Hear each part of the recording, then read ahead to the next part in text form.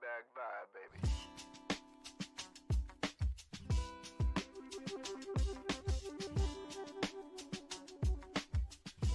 Welcome to the Cup of Joe Show, where we explore the journey of recovery from alcohol and drug addiction. One story, one conversation, and one step at a time.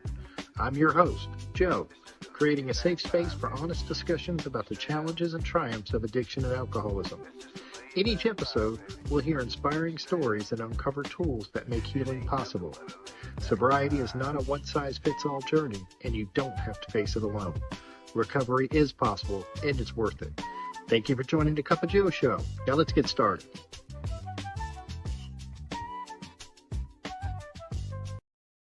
Hey everybody, welcome back to the Cup of Joe Show. I'm your host, of course, Joe. And today I'm very excited to have my friend as a guest, Richard L. Richard's been sober since January 5th, 2014. Richard has walked through both the beauty and heartbreak of life in recovery. A proud father of two sons, Russell and Will.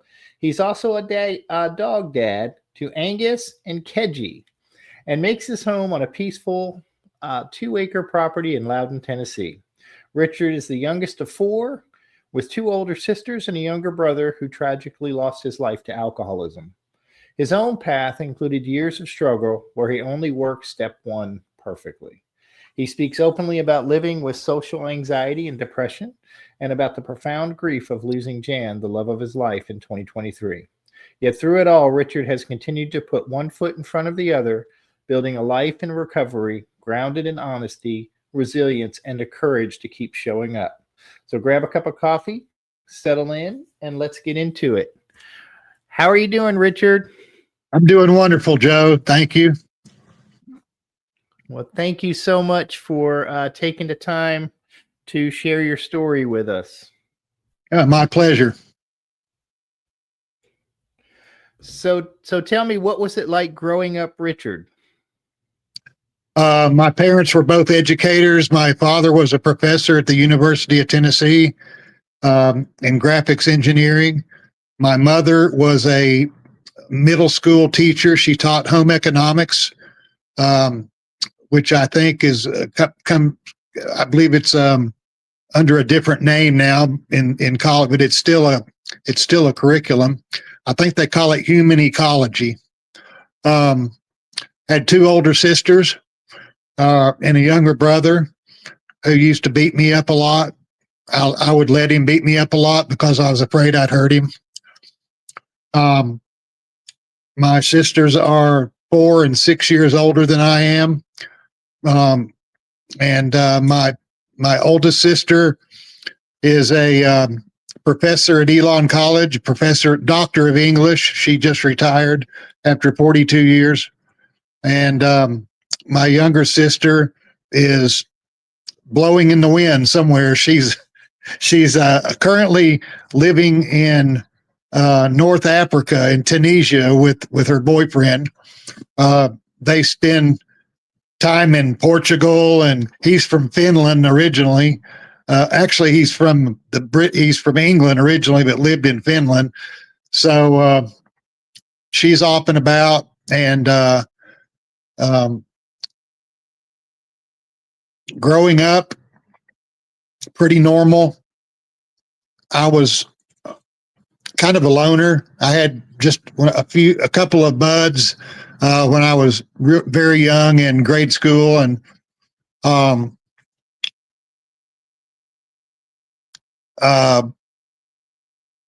really just a pretty basic middle-class family. My parents were not drinkers. I think my dad might have been a binge drinker, but generally happy, riding bikes through the neighborhoods and all. And I did have a friend whose father bought us beer one time, and drank 2 tall Schlitz malt liquor bulls and got very drunk and threw up. That was when I was probably in about the 7th grade. And about the same time, I watched my father pull a bottle out from underneath the kitchen counter or the kitchen sink and poured a little bit out of it.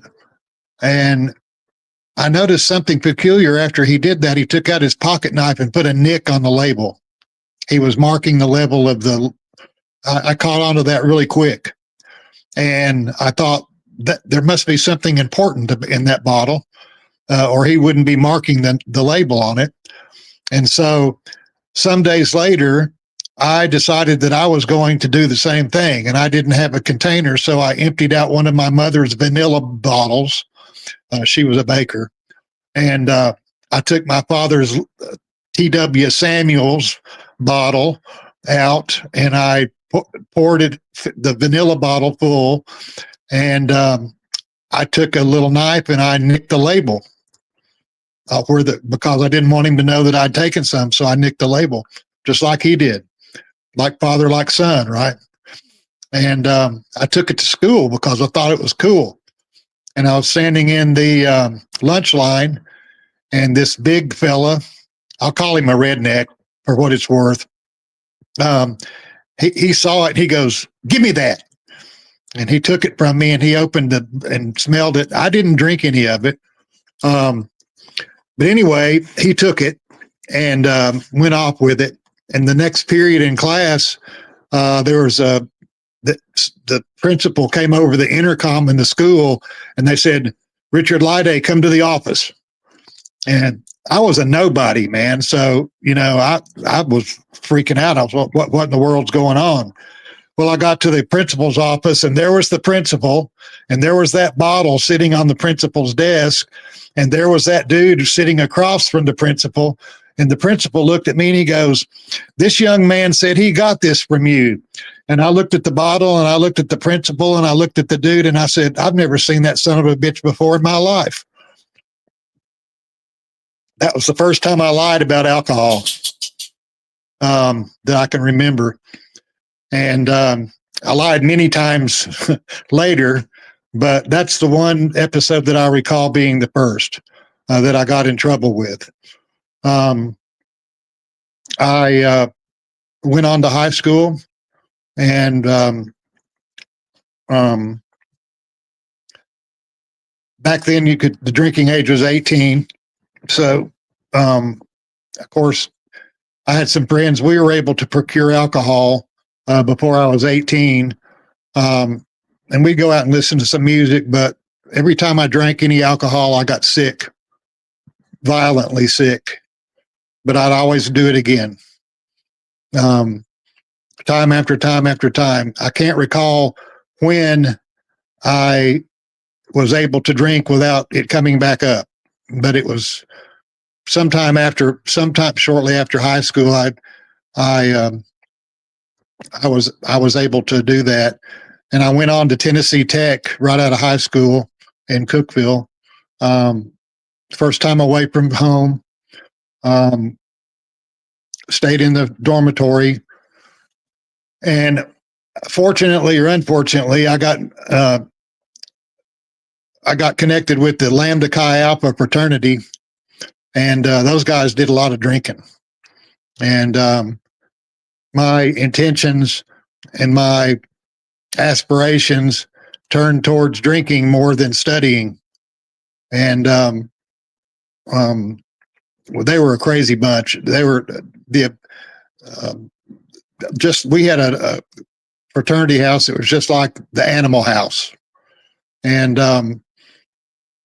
there was consequences. I think I made the first F in a class that I ever made in my life because I didn't show up for class. I was out drinking with my friends. And my parents were paying for my school, and I lasted 3 quarters up at Tennessee Tech, and my grades were dismal. Probably had like a 1.5 average, something crazy like that. And it was all because I chose to drink instead of study. And they said, "Well, you're not going to stay. You're coming home. We're not going to spend our money if you're not going to try." So I came back home and started working construction. And my first job was picking up trash on the construction site. I had some friends that were building houses, and they allowed me to get on their crew, and I was a laborer, and I did that for maybe a couple years. Fortunately, my dad had taught me some carpentry skills when I was younger, and I told him that I could run a saw and drive a nail, and I was invited onto their crew, and we had a really good working crew. We built custom houses for a number of years, and that's kind of those were kind of the early years. I was in my 20s by then. Met my first wife through that group. I didn't know anything about romance. I didn't know anything about partnership. All I knew was drinking and drugging, and we were drinking and drugging buddies. And that she wound up being plaintiff number one. We were just drinking and drugging buddies. And I did that for a number of years, stayed with the crew. We were a pretty tight-knit group. Of course, there was alcohol and other substances involved in that group. We were close, though. We would all take vacation together to the Outer Banks in the fall because we couldn't do without one another on the crew. So we would go to the Outer Banks and rent a big house and fish, and it was fear and loathing in the Outer Banks, we caught some fish, had a good time, and I worked in various places. I worked for the city of Knoxville in traffic engineering for a while, and eventually decided to go back and get my associate's degree in electrical engineering technology, which was the best move I ever made. It was at State Tech, which later became Pellissippi State Technical College, and I got an AAS degree with a 3.9 GPA, and that lit the road for my eventual success. I got a job in Oak Ridge, working in a technic. I worked for a company that made the first touch screens for computer terminals, Elo Graphics. I worked there a couple years and got a job offer to go to another company called Tenelec that made nuclear instrumentation that was used in physics laboratories, and I was with them for 9 or 10 years. I did IT work eventually for a big home health care corporation. I've done a little bit of a lot of things in my life. I know a little bit about a lot of things, but not a hell of a lot about anything, and that's kind of been my claim to fame. Which really helped me with my drinking career because I could bullshit with the best of them, if you did it, I knew something about it. Not a whole lot about it, but I knew something about it. But I don't really know when my drinking really started taking off. I met wife number two through some friends, and we drank a lot, mostly beer. But I will say that I never missed any time of work during my drinking career. I went to work with the hangovers a lot, but I always managed to get on site. In my last position, or my last job that I had, I worked for Emerson, and I had worked my way up to engineering status, and I traveled. The company that I did, that I worked for, Emerson, we did machinery health monitoring in industrial facilities, and my forte was vibration analysis. Anytime a company runs their equipment 24/7 for production purposes, including power plants, the last thing they want to do is shut it down for an outage because they lose a lot of money. But if they can schedule outages accordingly through our technology and other people, they could reduced the cost of that shutdown considerably. In the case of a power plant, if they had an unscheduled outage, they're on the grid, so one of their competitors had to pick up the load, and they would gouge them in price. If they could schedule an outage, their competitors, would charge them half the price for providing power to those customers. So it was a good gig, and I traveled extensively across the United States. I did a big job in Chile, South America, Canada, and I was really good at what I did. I really enjoyed the vibration analysis, but I remember during that time on the road, when I started doing that, I was traveling about 35% of the time. And when I gave it up, resigned with a last will and testament, which I did. I wrote a last will and testament to my boss. And I was traveling about 95% of the time. And this was during wife number two, plaintiff number two. I was gone. We had a son, and I was gone, and she, was pretty much the caretaker. It's hard being away from home when you're married on the road all the time. That was very challenging, but I will say, disease wise, I was allowed to make my own itineraries, and I would not stay in a town that did not have liquor or beer. If my work area was 70 miles away, the closest liquor store or package store was 70 miles away, I would stay 70 miles away in the hotel and drive to my place of work. That was a prerequisite, for me. And I was successful. I look back on it, and it was pretty silly because I went to work pretty messed up a few times and hungover from the day before, and I worked in some dangerous facilities, paper mills and power plants, places like that with huge rotating machinery and lots of danger, lots of chemical danger. And I was lucky to not be involved in any type of accidents as, related to my drinking. I did that Now, for a number. did you think you had an issue? Was there any time during this time that you thought, I'm drinking a lot? Or was it just, hey, I'm going to work, I'm doing my thing, no problem? I never really considered to have a problem. But I will say at this time that I never can remember one time going to have drinks where I had intentions of limiting myself. Why would I want to do that? Never. I never was I'm going to have a couple beers with the guys. That wasn't me. I always, after, through sobriety, looking back on it all, I realized that I always drank more than everyone else.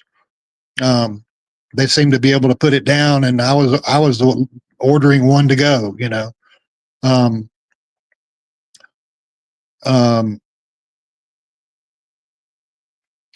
I had a lot of depression. I've dealt with depression since I was in my 20s, treatment resistant depression. I've tried every antidepressant you could possibly imagine. They all have undesirable side effects, and none of them were particularly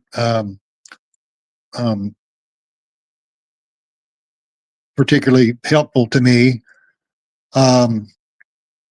And after the extensive travel, not traveling 95% of the time, I was getting really depressed, and I'm sure the alcoholism didn't help that any.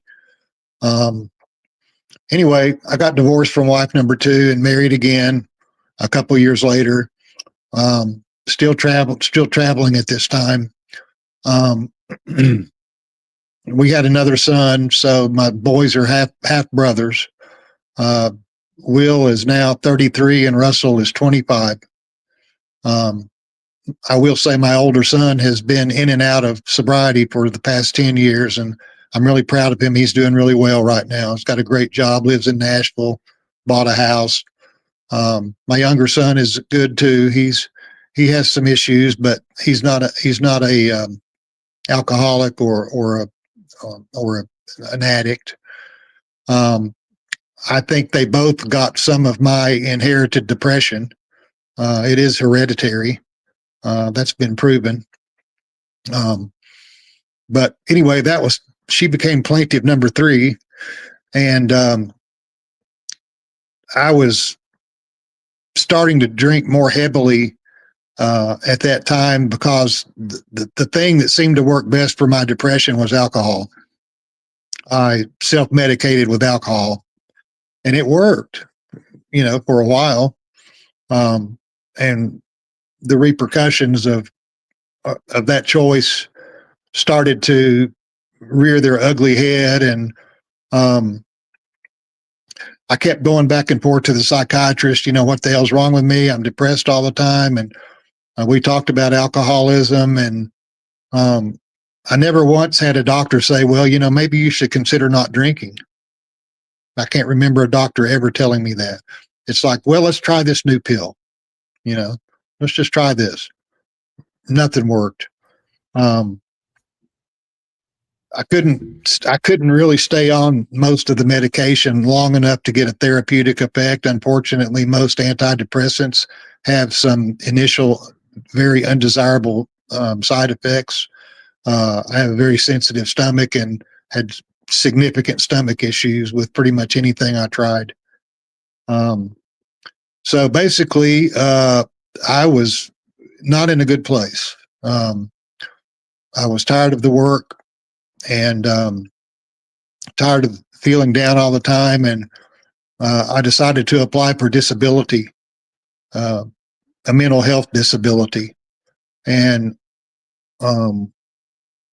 that required that, I couldn't earn any substantial amount of money while I'm waiting on disability. Well, it took 3 years. It took 3 years for it to be approved. And once it did, I had an awful lot of time on my hands. Found myself with a lot of time on my hands. And I met an old schoolmate, an old high school, a lady that I went to high school with. And we got together and started dating and basically moved in together. And she had a disability as well, some significant back problems and surgeries and all. And anyway, it was a pretty good relationship, but my drinking got heavier and heavier because I had too much time on my hands, and I filled it in with drinking.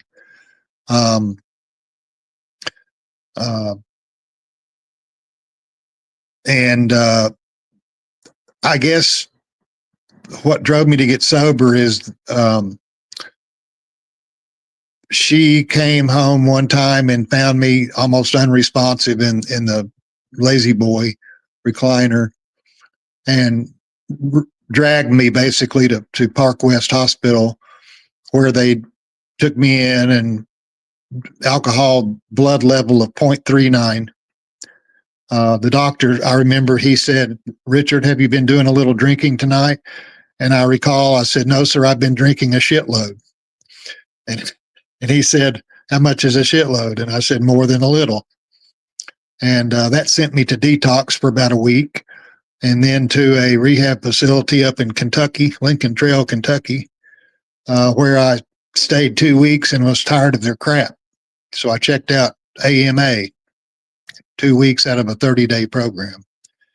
And I got out. I thought, well, one of those little bottles won't hurt.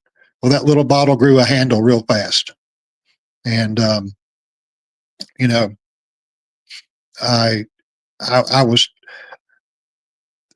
trying to get sober for my lady. She wanted me to get sober, and I was not successful. And she was successful at packing up and moving out. So I continued in my quest for sobriety. I think I remember the first.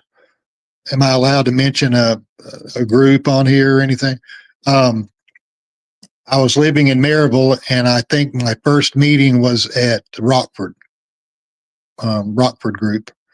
And I remember there's a fellow there, a fixture there, and with steely blue eyes. I won't say his name, but he was a fixture. And he looked me right in the eye and he goes, "You need to put the plug in the jug, son. Plug in the jug." Old country man. And I continued to go to 2 meetings there. I went to the 12 o'clock meeting and the 5:30 meeting. I wound up moving and I found Park 40. And I will go back and say that my oldest son, who struggled with dependency, was living with me, and his drug of choice was not alcohol. And he came at me with a knife one time because I was between the door and his drug dealer. And I said, "Leave the house and don't ever come back. You're a drug addict." And he said, "Well, you're an alcoholic." And I said, "You know what? You're right." I said, "I'll go to rehab if you go." So we both went to rehab, and he stayed, and I checked out in 2 weeks. Excuse me. I'm gonna take a sip of root beer. Anyway, I left, and I remembered what they told me, that if I wanted to stay sober, that I should try to find an AA meeting. I was living close to Park 40, and it was a Sunday, and my son was at another facility in Knoxville. He was still checked in for rehab, and it was visitation day, and I was torn between going to a meeting or going to see my son in rehab. And I said, I better do what they told me to do if I want to stay sober. So I went to Park 40 and I looked across the room, and there sat my son.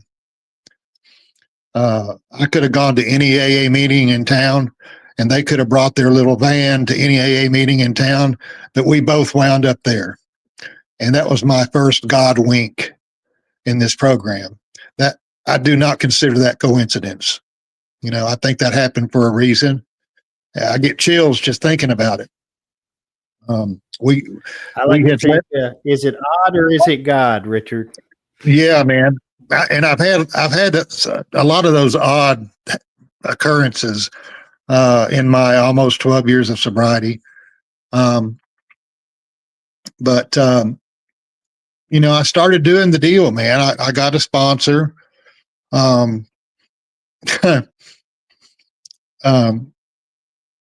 He told me to behave myself. He told me that not to get mixed up in a relationship. He said, the first year of sobriety, you can have all the sex you want. He said, after that, you can have all the sex you want with another person. And I thought, man, I don't quite know how to take that. but anyway, that's what he said. And I didn't listen to him, of course. But Park 40 Happy Hour became my home group. And I went to a lot of meetings. I'll have to admit, early sobriety, a lot of people say it was tough. For me, it was fun. Early sobriety was fun because I had a sponsor who, would throw me in the car and we'd go do things. And there was a group of us that would go bowling on, one night, and that all kind of started to fall apart, and I missed that. I missed that camaraderie. I didn't get sober to have a glum, boring life, but it's been a little hard here lately. I got remarried. I married the love of my life. Jan had 34 years of sobriety. And we dated for a year, and she moved in with me, and we got married, and I joined the church, and she was a nurse, and life was good. Life was really good. She had an incident at work one day. She worked at a mental hospital, and 2 guys were fighting, and she got in the middle of them and tried to break them up, and she was flung to the ground like a frisbee, and it shattered her hip. She had to have an emergency hip replacement surgery. that very day. Next morning, she was having trouble breathing. She was intubated and went to ICU and was intubated for 5 weeks and passed away in ICU. She got pulmonary embolism from the surgery, and it was just one thing after another. It was heartbreaking. Love of my life. Couple of great stepdaughters, whom I still love and try to stay in touch with. But it knocked the wind out of my sails. And it's been the hardest thing for me to accept. It's been the hardest thing that I've dealt with in sobriety. I've had some dark thoughts. I've had some thoughts about drinking, lots of thoughts. I've had some thoughts about killing myself, lots of thoughts. But here I am. And I tried to step up my service work a little bit. I've had a few sponsees, not very successful. I will tell you a quick funny story. I had a sponsee who sat next to me in a meeting one day, and he reeked of alcohol, and I asked him if he'd been doing a little drinking, and he said, "Nope, haven't had a drop." And we met outside. I smoked at that time, and we met outside to have a cigarette. And I said, "So you haven't been doing any drinking today?" And no, I haven't had a drop. And it upset me, man. It so I called my sponsor, and he said, "Let me get this straight. You're upset because an alcoholic lied to you?" And I said, "Yeah." He goes, "Did it hurt your tender little feelings?" I'm like, "Yeah, it did." And I didn't realize I had tender little feelings until he brought up the subject, but I do. The old saying, the good news is you get your feelings back. The bad news is you get your feelings back. I used alcohol to numb everything, man. Anytime I was, depressed or angry or, and that's, speaking of angry, that's one thing that I have to really watch out about. I'm not an angry person, but I can't afford to be angry because I know what'll fix that. As much as I hate to admit it, alcohol will always be on my list of solutions because I'm an alcoholic for life. It is clearly at the bottom of my list of solutions. I've learned through recovery that there are other solutions. And one of the things that I've been trying to focus on here lately that I've been sadly deficient at is service. I have a lot of social anxiety, which puts a damper on that. I feel comfortable in meetings because I'm amongst like-minded people, but out in the real world where the rubber hits the road, trying to practice the principles of the program in all my affairs becomes difficult. And, I live in Loudon out in the country. I'm isolated and I like to isolate, but it's dangerous. And,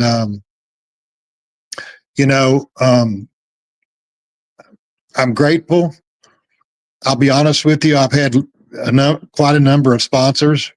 As far as working the steps go, the only one I've worked perfectly is step one.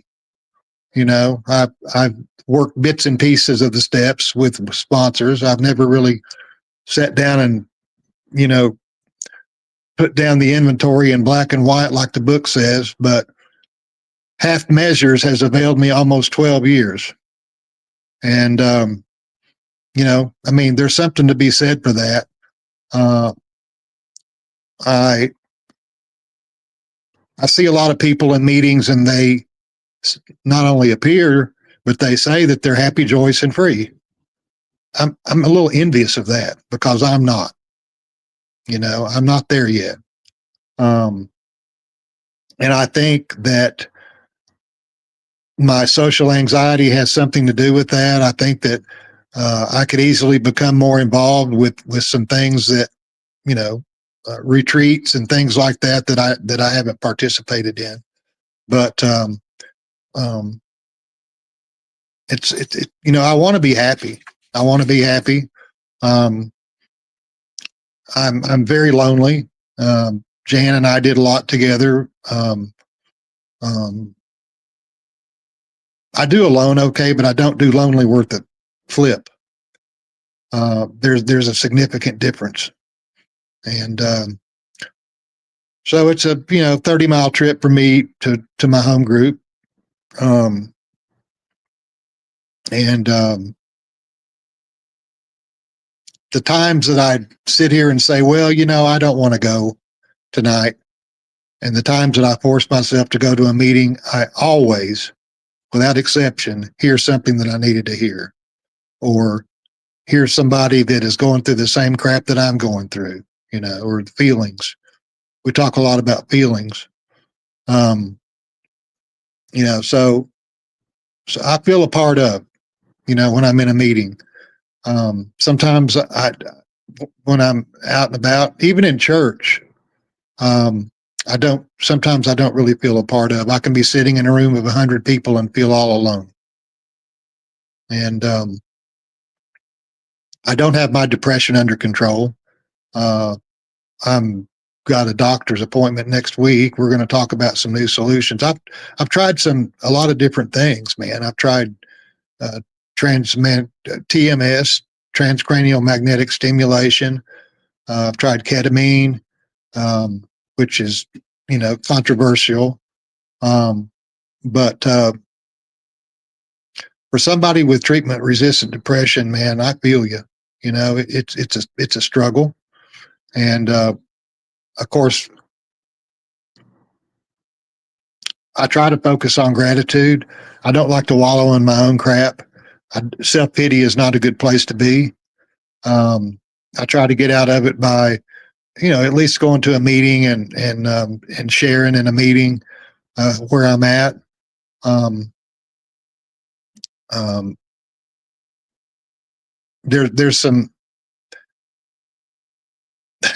I'll say this lighthearted. Sometimes I go to a meeting just for the entertainment. Okay, because it is entertaining. We have some entertaining people in this program, and some funny people. And one of the things that has helped me in my recovery is levity. Don't take yourself too seriously.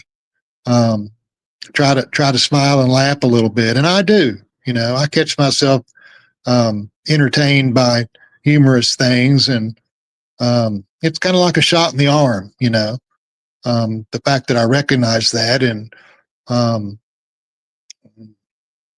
but I've still got a ways to go, Joe.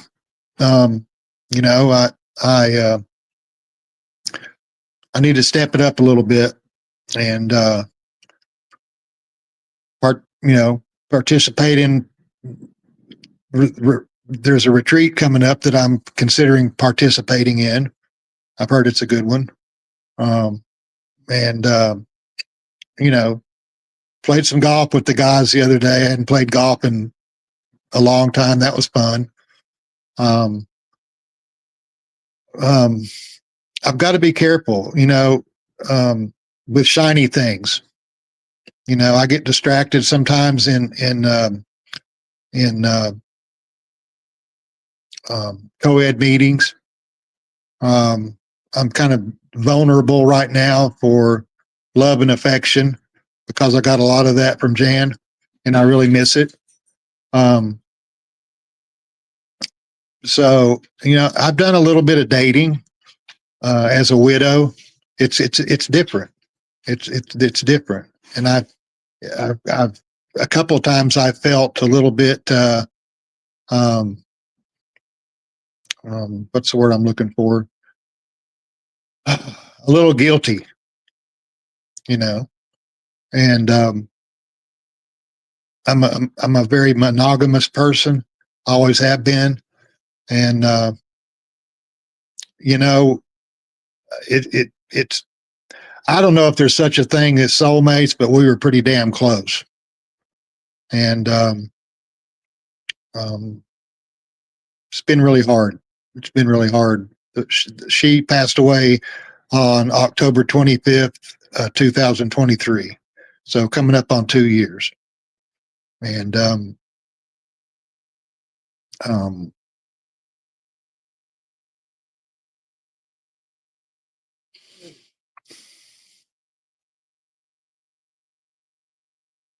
I was grateful that I had a friend who lives here in Loudon to take care of my dogs while I spent lots of time at the hospital with her. Um, I don't know why I say this, but I knew she wasn't going to make it after about 2 weeks. You know, it's hard to see somebody that you love laying in bed with tubes coming out of them and they're, you know, not conscious. And I did a lot of talking to her anyway. They say that that's the last thing to go is your hearing. Um, but it's been a struggle, man. It's been a struggle. And is it getting any easier? Maybe a little bit. Um, I'm really trying to focus on learning to love myself. You know, I think it's hard to really fully love anyone else unless you love yourself. And I think that the program of Alcoholics Anonymous has helped me learn to love myself, primarily because I remember one of the first meetings I went to. They said they would love me until I could learn to love myself. Man, what a gift that is! You know, to be a bunch of people amongst a bunch of strangers that say they love you. You know, and they're there for you. And I've never really had that in my life. You know, in high school, my high school was very segregated in groups. There was the blacks, the whites, the freaks, the rednecks, and Richard. You know, I mean, I was on an island, man. I didn't know. It's like the group I was in. Who's got the joint? You know, I mean, whatever. I've always been a bit of a loner, and you know, not that many friends.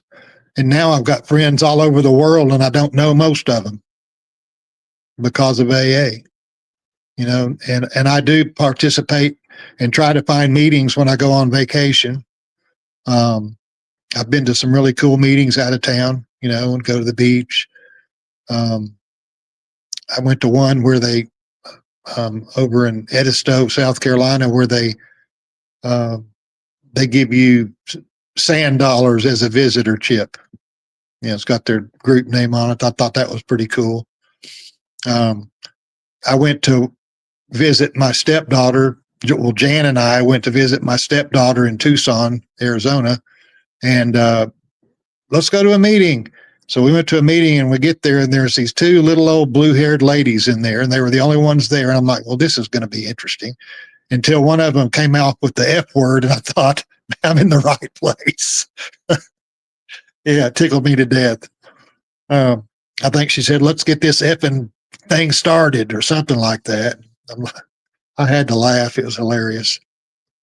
But I've met some really good people, man. You're one of them, Joe. You know, I mean, Thank you, Richard. yeah, it's been quite a ride, quite a ride. And I'm going to keep coming back. That's what they keep telling me to do. You know, Absolutely.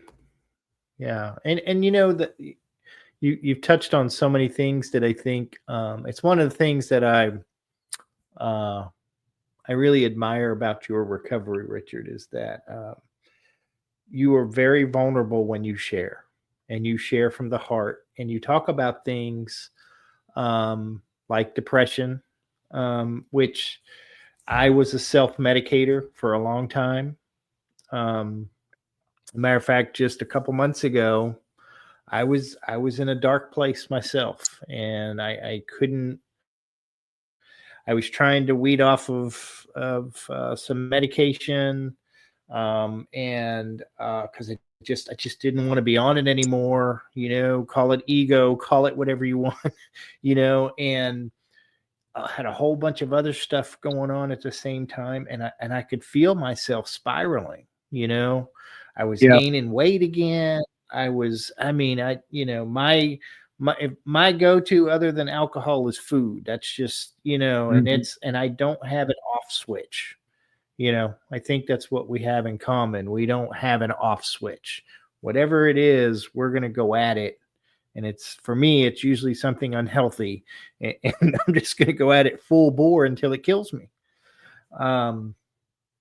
But luckily it was able, with the help of people like yourself and my wife, and to kind of help me, go to the doctor, which I'm glad to hear you're going, and get back into doing service work and the program, and just dive into it head first, because we have a solution, we just don't always use it.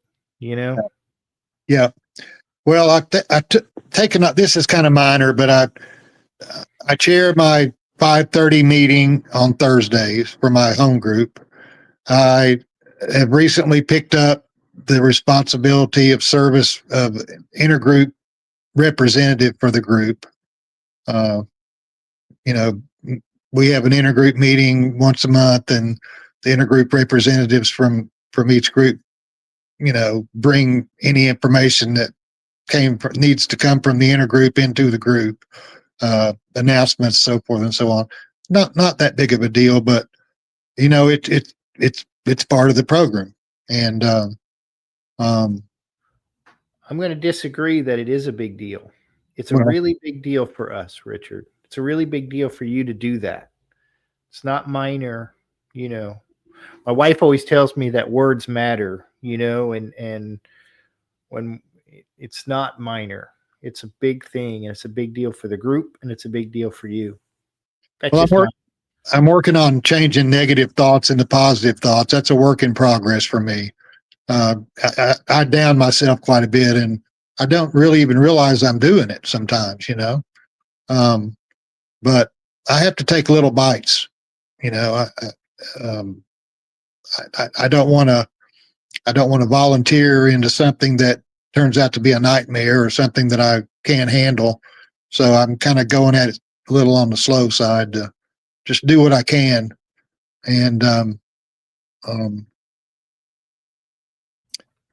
There's that's what we do. We just do what we can. yeah. So what's like a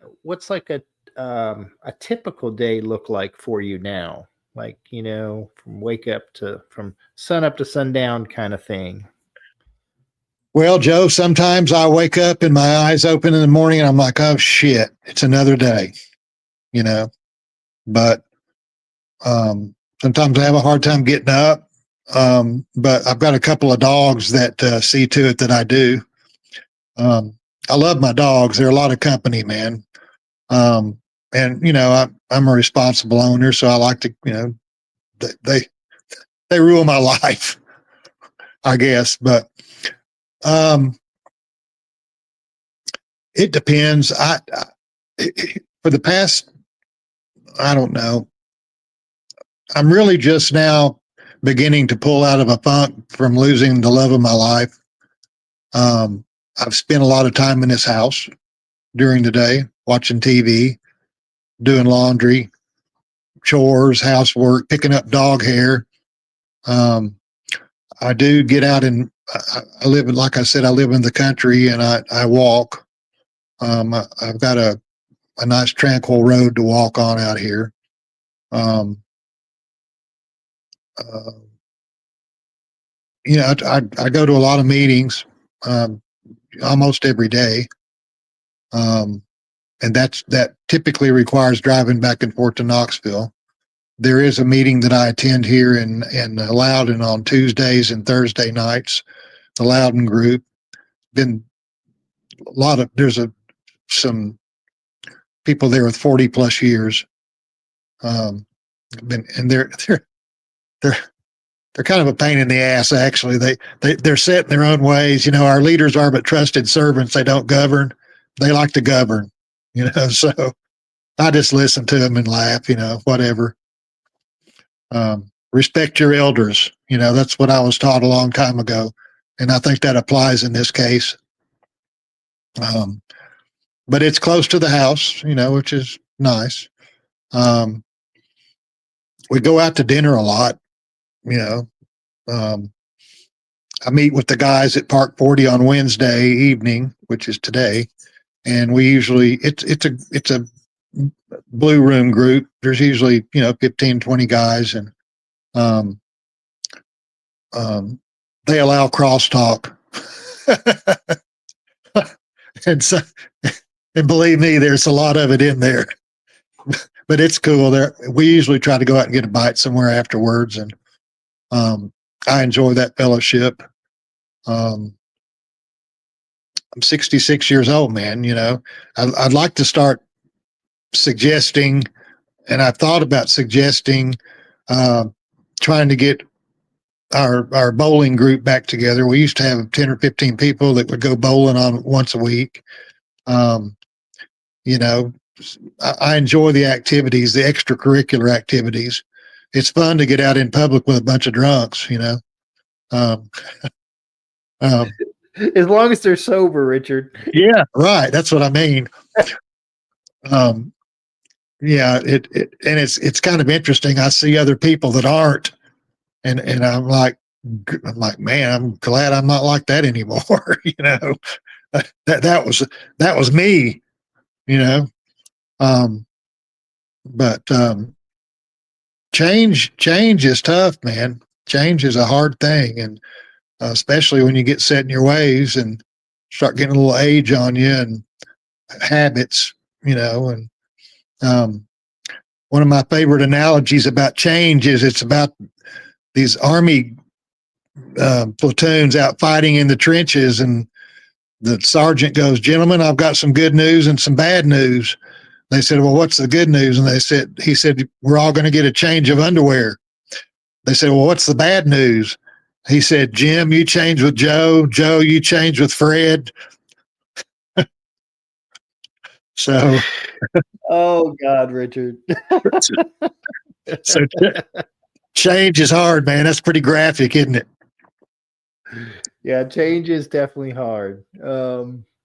So what would you say if somebody's out there listening right now who maybe is feeling hopeless, and what would you suggest for someone who might be out feeling hopeless right now? Don't stay at home and watch The Price is Right all the time. Get your ass to a meeting. I mean that's what I did. I they said 90 and 90. You hear that all the time. I was living close to Park 40, and I did a lot more than that. And not bragging on it. I didn't have anything else going on. Um, but to thine own self be true. It helps me to be around other people, um, even if it hurts. If you've got a way to get there, get to a meeting. Don't suffer in silence. That's for sure. Yeah. Uh, is there anything that you wanted to talk about that we haven't, Richard? Um,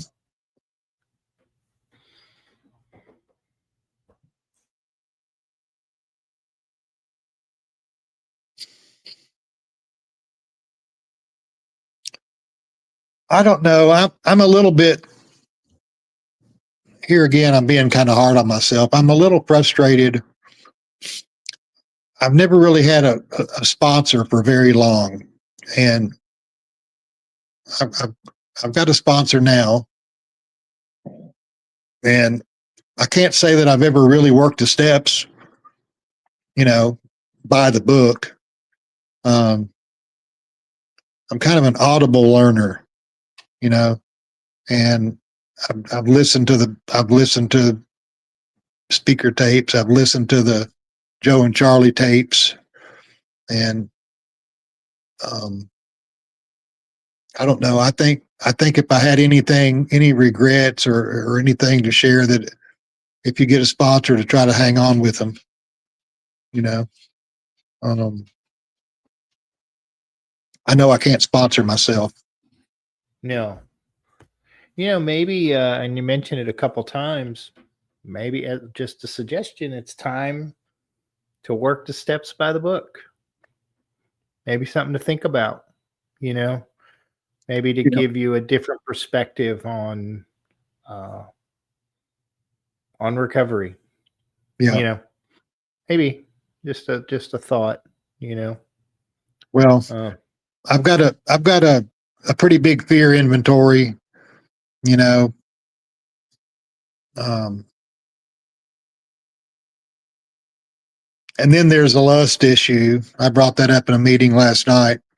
Um, we had a reading from the fourth step out of the 12 and 12, and character defects came up, and the step 4 in the 12 and 12 is pretty heavy, man. And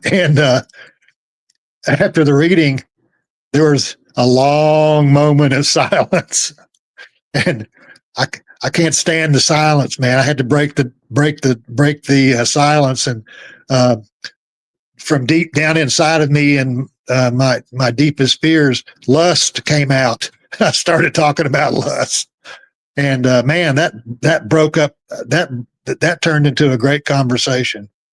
Um, there was quite a few people that shared on that, and lust is a lot more than just sexual lust. Also, lust for power, lust for money, whatever.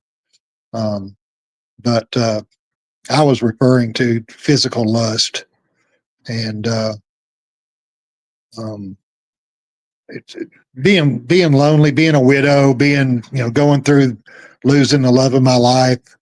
Um, I've been a little lustful, man.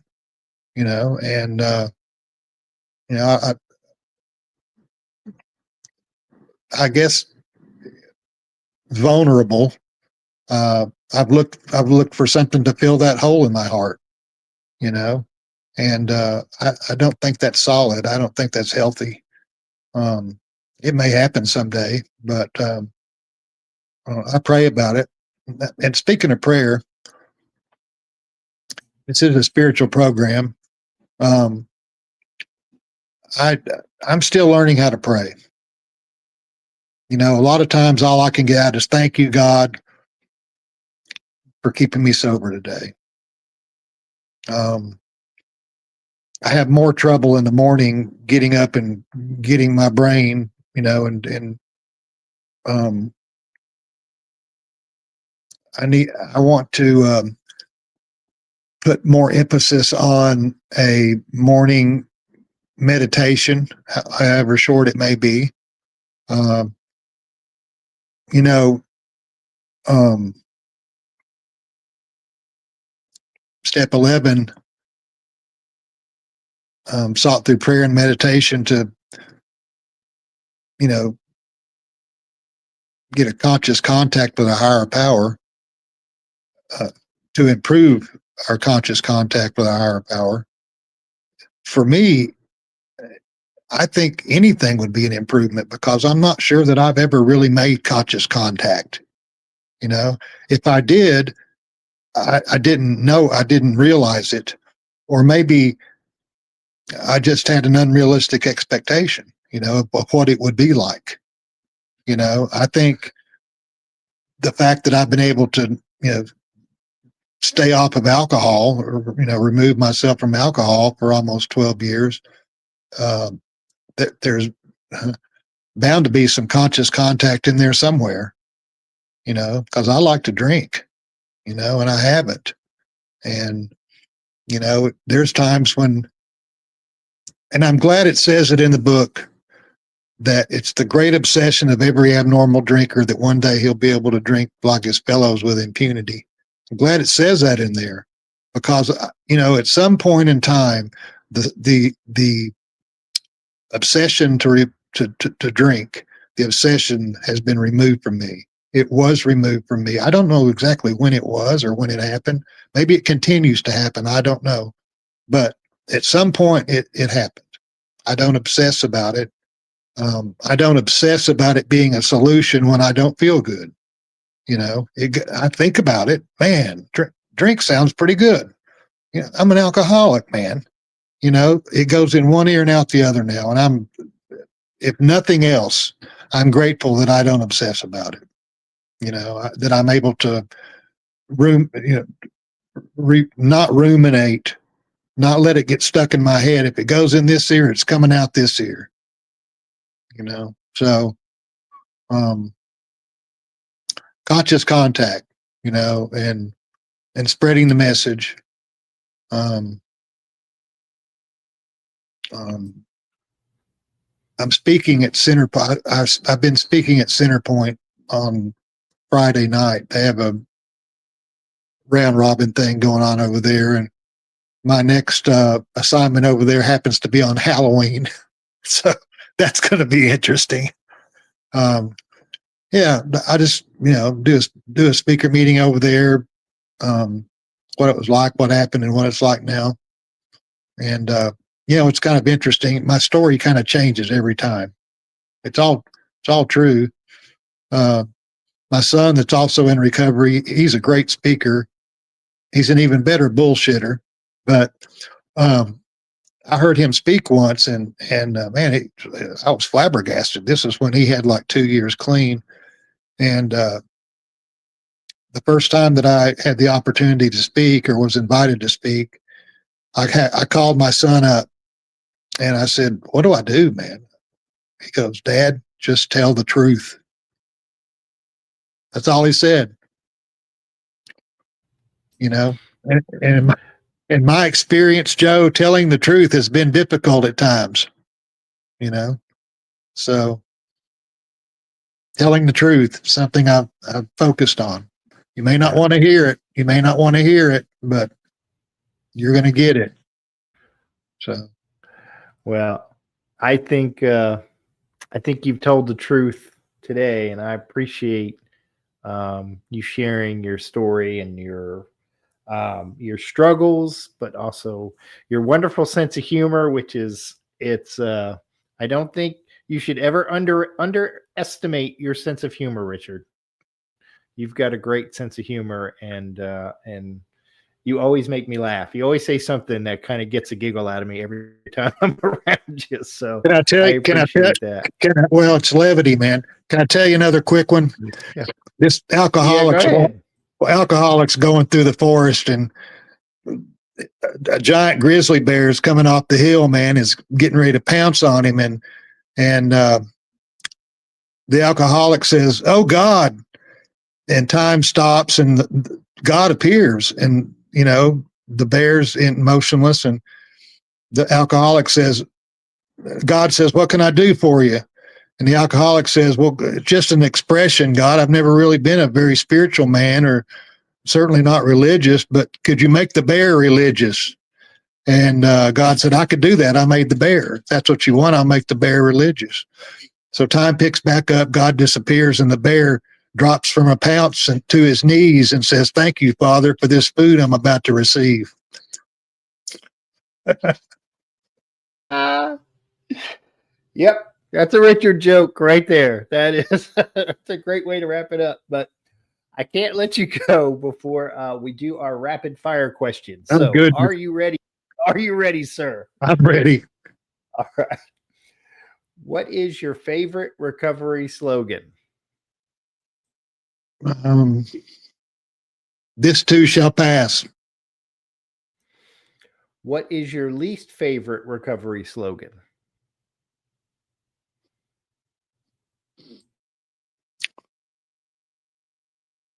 Wow, that's a hard one. Least favorite.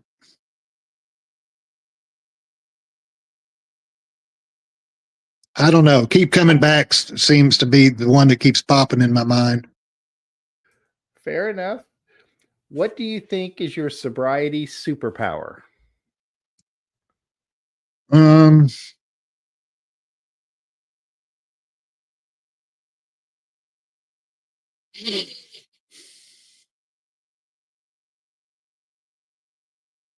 faking it till I make it. If you could say one thing to your former self, what would it be?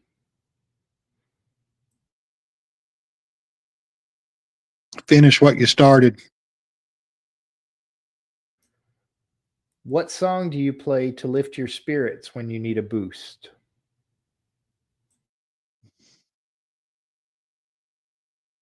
Joe Satriani, Surfing with the Alien. Great air guitar song, by the way. Nice. If you could grant yourself one wish to help with your recovery, what would it be? Um,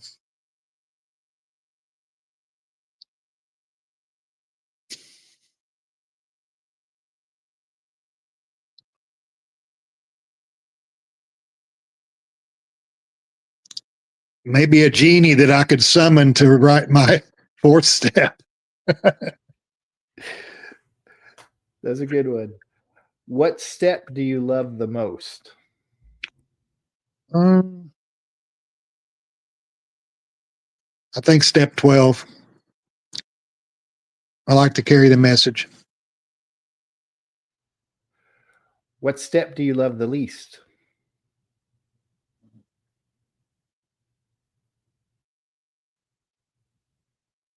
Probably step 9. What is one of your favorite movies? Oh, wow. It's going to have to be the Holy Grail, Monty Python. Nice one. And finally, if heaven exists, what would you like to hear God say when you arrive at the pearly gates? Good Lord, look what the cat's dragged in.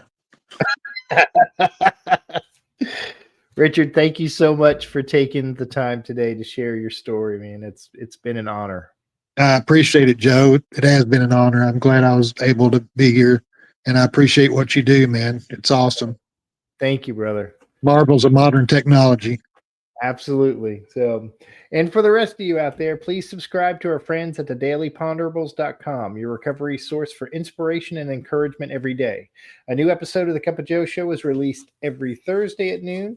Visit thecupofjoeshow.net, or you can listen to the show on your favorite podcast apps, Podbean, Apple, Spotify, YouTube, and others. Just search for The Cup of Joe Show. Don't forget the "the." Please like, follow, subscribe, and share because someone out there needs to hear this today. Have a good day, everybody. It's just a laid-back vibe, baby. We hope you enjoyed today's Experience, Strength, and Hope. We are so grateful you decided to join us. Please share this episode with someone who might need it. Also, don't forget to like and subscribe. Remember, no matter where you are in your recovery journey, you are not alone. Reach up and reach out to someone. Please do not suffer in silence. Until next time, let's take it 1 minute, 1 hour, and 1 day at a time. Thanks for listening to The Cup of Joe Show.